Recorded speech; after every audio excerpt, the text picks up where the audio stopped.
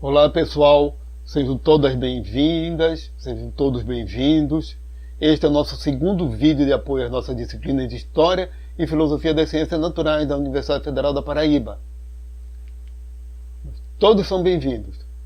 Nosso conteúdo está aberto a todo aquele que queira buscar conhecimento e desenvolver senso crítico. Aqui estamos de volta à nossa biblioteca, a Biblioteca Nacional da República Tcheca, também chamada Biblioteca Clementinum, na capital Praga, criada em 6 de fevereiro de 1777. Muitos a consideram a biblioteca mais bela do mundo. Este será o nosso ponto de partida para a nossa jornada virtual. Bem, para começar, vamos subir nosso quadro negro. Pronto. Chamando o nosso assistente, o Mãozinha. Vamos conceituar primeiramente hipótese na acepção da ciência. O que são hipóteses? Fazendo um parágrafo, eu até hoje me lembro de uma coisa que meu professor de filosofia lá no ensino médio, em 1981 por aí, disse em sala de aula.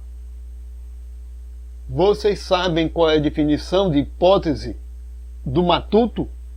Hipótese é aquilo que não é, mas a gente finge que é para ver como seria se fosse. O pensamento hipotético tem muito disso. Pensar no e se? E se a gente estiver errada? E se certo fenômeno tiver outra explicação, uma explicação mais adequada? E se a Terra girar em torno do Sol, ao invés do Sol girar em torno da Terra? Podemos conceituar a hipótese como uma explicação provisória que ainda não teve a devida verificação ou corroboração ou mesmo comprovação. Olha, e no caso de leis científicas ou das leis naturais? Antes de tudo, temos que falar que essa distinção depende muito do filósofo da ciência. Os filósofos que têm um posicionamento mais ortodoxo e positivista tendem a chamar de leis naturais. Existe uma confusão gerada pelo uso da palavra lei. Para a ciência, a palavra lei não tem o mesmo significado que tem no direito. As leis científicas não têm o mesmo sentido das leis do direito e da magistratura. No sentido mais ortodoxo, para a física, uma lei natural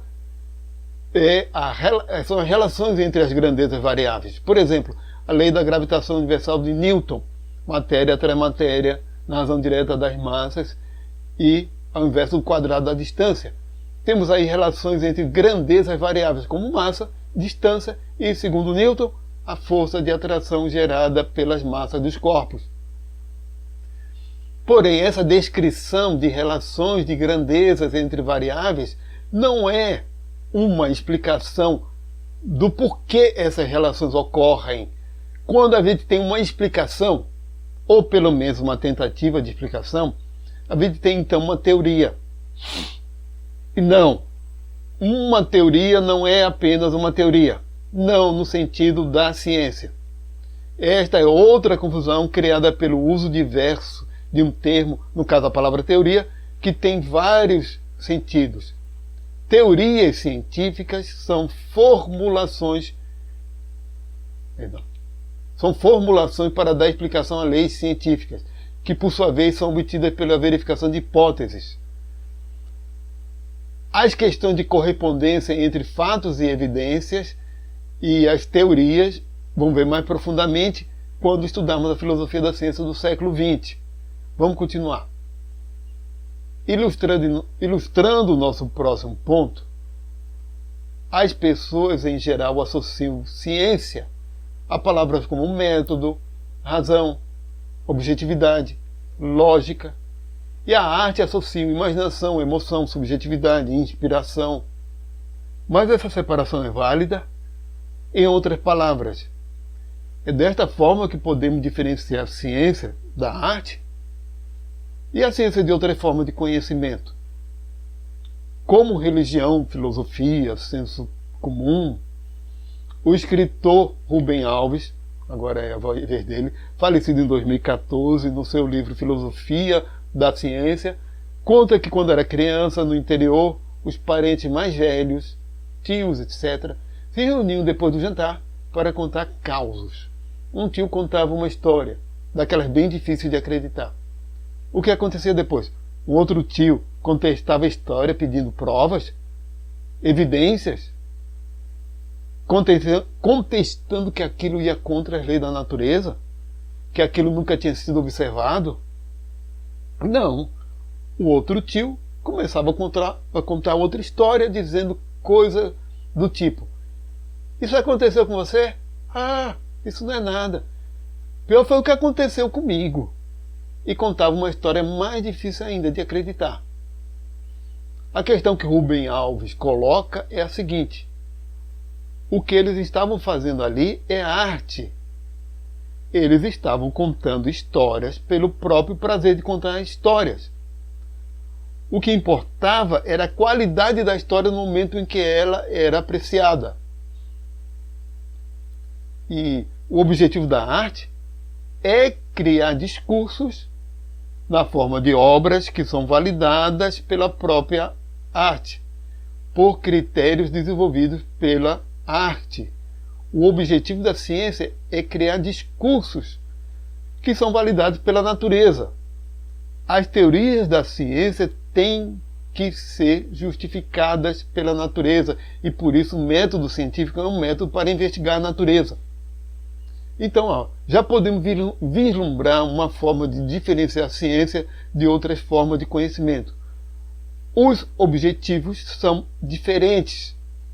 O filósofo da ciência, Alan Chalmers, chama de metas da ciência. As metas da ciência são justificadas pela própria natureza. As metas da arte não precisam dessa validação. E assim também as metas ou objetivos da religião são diferentes daquelas da ciência, bem como outras formas de conhecimento. Vamos mudar um pouquinho de cenário, certo? Até logo, mãozinha, recolhendo nosso quadro negro. Então, recapitulando, fazer uma recapitulação. A arte tem como metas a elaboração de discursos ou obras que são avaliadas e justificadas de acordo com critérios desenvolvidos pela própria arte. A filosofia, atualmente, tem como papel as explicações que não dizem respeito à natureza, e sim às causas primeiras, como a metafísica, ou a teoria do conhecimento, como a epistemologia, a teoria do ser, que é a ontologia, ou a teoria do correto, que é a ética, e a teoria da beleza, a estética. Temos que considerar que não é possível fazer ciência sem fazer filosofia. Olha, exemplificando. A ciência está fundamentada no realismo, que é o pressuposto que existe um mundo real e que o mesmo pode ser conhecido. Este é o realismo científico, que é um pressuposto metafísico e não uma hipótese científica devidamente comprovada. A comprovação do realismo científico está além do objetivo da ciência. A religião tem como pressupostos as explicações que vão além daquelas da natureza, como a crença em um ser criador e acima da natureza, sendo justificada pela experiência pessoal e pela fé. Já a pseudociência é toda forma de conhecer que se diz científica, mas não tem status filosófico para tal, por faltar procedimento metodológico adequado ou elaboração teórica coerente com os resultados metodológicos, como, por exemplo, a astrologia. E devemos lembrar que tudo isso faz parte da cultura simbólica humana. Todas as formas de conhecimento humano são parte integrante daquilo que chamamos de cultura simbólica humana.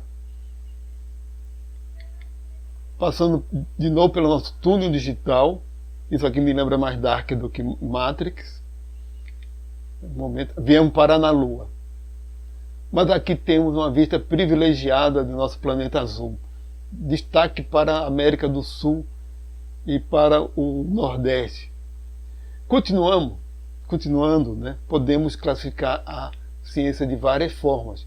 Prefiro a classificação em ciências naturais, formais e sociais. As ciências naturais estudam fenômenos da natureza, a própria natureza.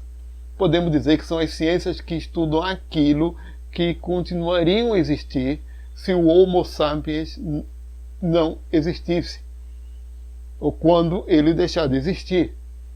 As ciências naturais são a astronomia, a física, a química e a biologia. As ciências formais são que estudam as relações lógicas, como a matemática, a lógica, a cibernética. As ciências sociais são aquelas que estudam o fenômeno social humano, como a sociologia, a antropologia, a economia, entre outras. Podemos dizer que as ciências sociais estudam aqueles fenômenos que são diretamente ligados ao humano, que não existiriam se as sociedades humanas não existissem.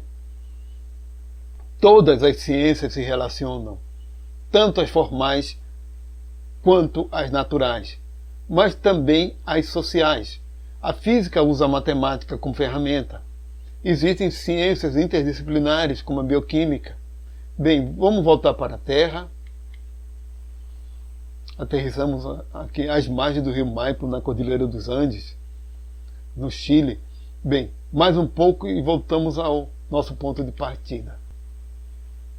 Pronto. De volta à nossa biblioteca. Bem, estamos nos aproximando do fim de nosso vídeo. Espero que tenham gostado. Como posso repetir que a vantagem de apresentar um assunto desta forma é que ele pode ser revisto toda vez que quiserem. E vocês podem tirar dúvidas à vontade perguntando via comentários. Temos sempre vantagens e desvantagens de acordo com o nosso meio de comunicação. Presencialmente também temos desvantagens e vantagens. Devemos usar todos os meios para obter o conhecimento. E lembrem-se, conhecer não é apenas se informar. Há uma diferença muito grande entre informação e conhecimento. Estamos numa biblioteca para lembrar uma coisa. A leitura continua sendo nossa principal fonte de construção do conhecimento. Leiam, leiam sempre, leiam muito, leiam bem. No final, a bibliografia sugerida para o curso. Aqui temos nossos aplicativos auxiliares. Estou assinante VideoScribe. Os outros aplicativos OBS Studio para captura de vídeo, Audacity para edição de som e o Shotcut para edição de vídeos são aplicativos livres que vocês podem baixar e usar. Tem muito vídeo no YouTube ensinando a usá-los. Temos uma longa estrada pela frente. Até logo, pessoal, até a próxima aula.